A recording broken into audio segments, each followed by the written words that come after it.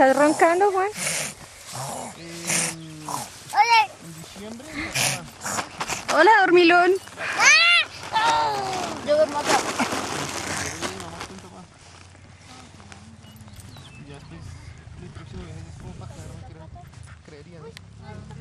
¡Ya! ¡Mami! Sí, pero me voy a estar bien primero.